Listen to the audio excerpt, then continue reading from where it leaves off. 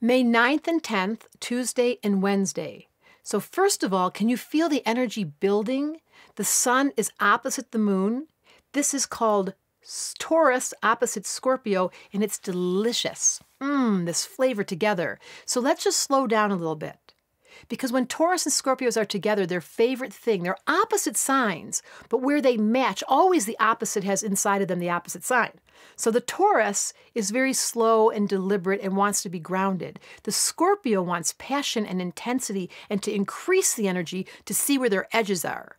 So Taurus is trying to stabilize and Scorpio is trying to push the edge.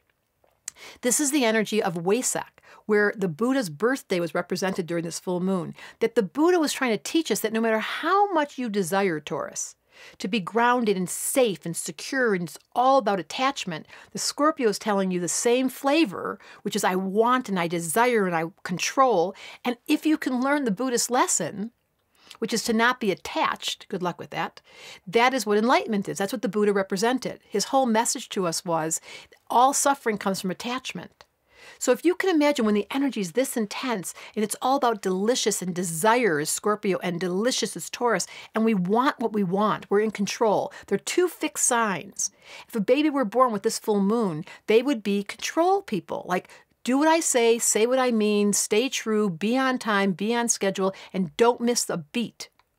Now, interesting, Wayne Dyer was born on the 10th, and he was such a great teacher because he grew up, you might know of him from Hay House, he grew up during the time where he was really deprived, if you hear his history, and then he had all this wisdom to share. He has since passed, but he had so many people's hearts. And in fact, I'm going to be on the radio show tomorrow on Thursday with Colette Baron-Reed on Hay House. Every full moon, I do a radio show as an astrologer with Colette Baron-Reed. So you might want to go to Hay House and you can call in and get a free reading. Meanwhile, back to the attachment.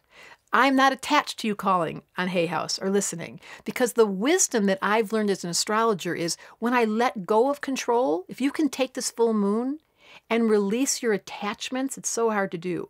And that's why it's sexual. Because in the art of sexuality, you have to let go. You have to surrender to the other. You have to give your, it's so interesting to me that orgasm, a Scorpio-Taurus topic, in French means small death. You have to let go completely. You have to release your control knob.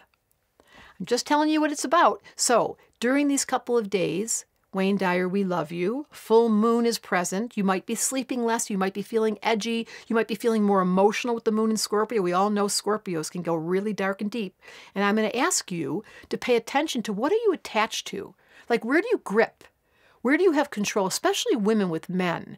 Women are always telling men what to do, the poor things. I feel bad. It's just our nature as a female energy to want to control because we think we know. But when you release the control, that's when everything gets really yummy and so much more relaxed. And Taurus's specialty this life is taking a deep breath and going a little slower and enjoying things. So if you want an astrology reading, go to Hay House on Thursday. During this full moon, it's a great time for meditation. That was Buddha's gift to us, to relinquish our attachment to this world, to get quiet, and in the quiet we find calm. And calm simply means you know that nothing really matters. Oh yes, the Taurus Scorpio, yes it does. No, no, no, we're trying to practice letting go. Astrology Answers came to tell me, to tell you, it's okay to trust. That's the ultimate lesson of Taurus Scorpio.